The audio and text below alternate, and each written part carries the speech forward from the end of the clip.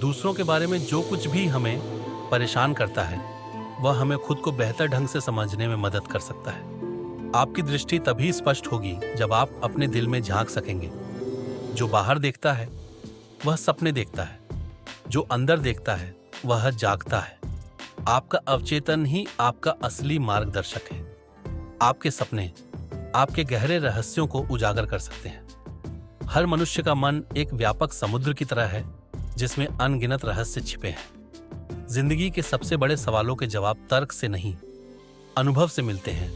आपके अंदर जो कुछ है वही बाहर की दुनिया में प्रकट होता है। आप जो सबसे बड़ी चीज खुद के लिए कर सकते हैं वह है खुद को समझना। जीवन का अर्थ उसे जीने में है, न कि उसे समझने में। आप जितना गहराई में जाते हैं उतना ही आपको अपने आप का सामना करना पड़ता है। हर समस्या जो आपको परेशान करती है वह आपको एक संदेश देने की कोशिश कर रही होती है। जब तक आप अपने अवचेतन को चेतन नहीं बनाते, यह आपका जीवन निर्देशित करता रहेगा और आप इसे भाग्य कहेंगे। चीजों को हम कैसे देखते हैं यह मायने रखता है, न कि वे चीजें खुद कैसी हैं। शर्म एक आत्मा खाने वाली भावना है।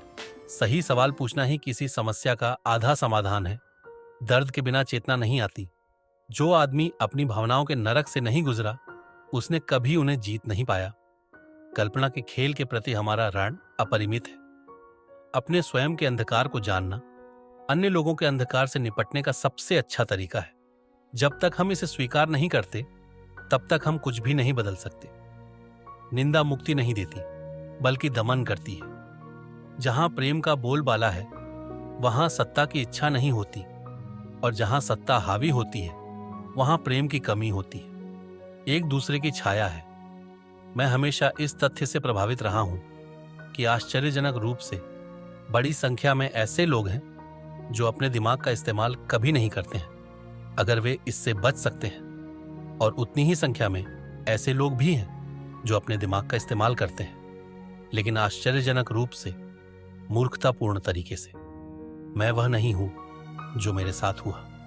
मैं वह हूं जो मैं बनना चाहता हूं। मनुष्य को कठिनाइयों की आवश्यकता होती है। वे स्वास्थ्य के लिए आवश्यक हैं। मन का पेंडुलम समझदारी और बकवास के बीच झूलता रहता है, सही और गलत के बीच नहीं। ऐसा कहा जाता है कि कोई भी पेड़ तब तक स्वर्ग तक नहीं बढ़ सकता जब तक उसकी जड़ें नरक तक न पहुंच जाएं। जहां बुद्धि का शासन होता है, वहां सोच और भावना के बीच कोई संघर्ष नहीं होता। जितने दिन होते हैं उतनी ही रातें होती हैं, और साल के दौरान एक रात उतनी ही लंबी होती है जितनी दूसरी। एक खुशहाल जीवन भी अंधेरे के बिना नहीं हो सकता, और खुशी शब्द अपना अर्थ खो देगा अगर यह उदासी से संतुलित न हो। कोई भी इतना नीचे नहीं गिर सकता जब तक कि उसमें बहुत गहराई न हो। ज्ञान केवल सत्य पर ही नहीं, बल्कि त्रुटि पर भी आधारित होता है। अक्सर हाथ उस रहस्य को सुलझा लेते हैं जिसे सुलझाने में बुद्धि व्यर्थ ही संघर्ष करती रही है।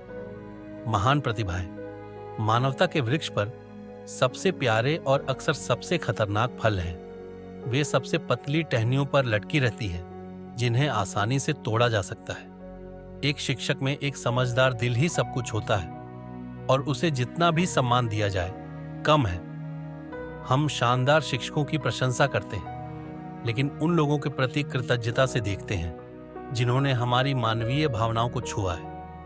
पाठ्यक्रम बहुत जरूरी कच्चा माल है, लेकिन गर्मजोशी बढ़ते पौधे और बच्चे की आत्मा के लिए जरूरी तत्व है।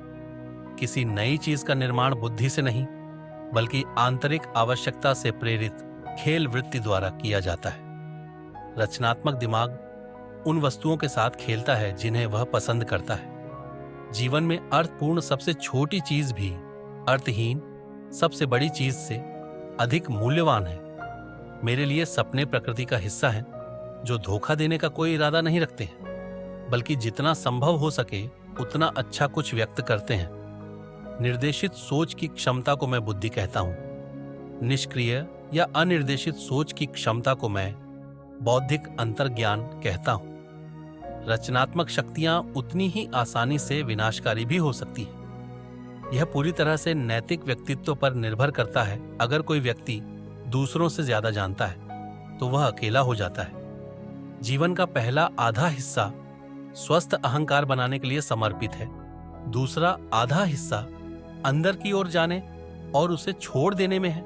जहां तक हम समझ सकते हैं, मानव अस्तित्व का एकमात्र उद्देश्य मात्र अस्तित्व के अंधेरे में प्रकाश जलाना है। मुझे अपनी कई मूर्खताओं पर पछतावा है जो मेरी हठधर्मिता के कारण हुई, लेकिन उस गुण के बिना मैं अपने लक्ष्य तक नहीं पहुंच पाता। हमें दुनिया को सिर्फ बुद्धि से समझने का दिखावा नहीं करना चाहिए, हम इसे महसूस करके भी समझ सकते हैं। इसलिए बुद्धि का निर्णय सबसे अच्छे रूप में सत्य का केवल आधा हिस्सा है, और अगर यह ईमानदार है तो इसे अपनी अपर्याप्तता की समझ भी होनी चाहिए।